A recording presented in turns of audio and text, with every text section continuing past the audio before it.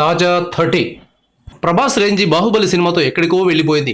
Madam టుస్సాడ్స్లో ఆయనకు మైనపు బొమ్మ పెట్టే స్థాయికి ప్రభాస్ స్థాయి పెరిగింది. బాహుబలి మొదటి భాగంతోనే ఈ స్థాయిని అందుకుంటే ఇక రెండో భాగంతో ప్రభాస్ ఏ స్థాయిని అందుకుంటారో.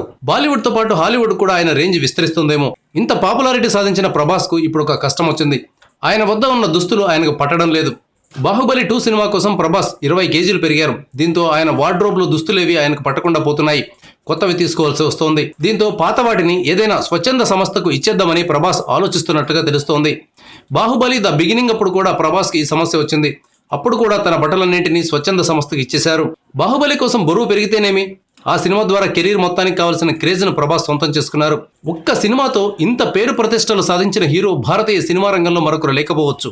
రాజమౌళి ఇటీవల బాహుబలి 2 ప్రచారాన్ని ఉధృతం చేశారు. ఇంటర్వ్యూలు ఇస్తున్నారు, కొత్త పోస్టర్లు రిలీజ్ చేస్తున్నారు. 16వ తారీఖున ట్రైలర్ను రిలీజ్ చేయబోతున్నారు.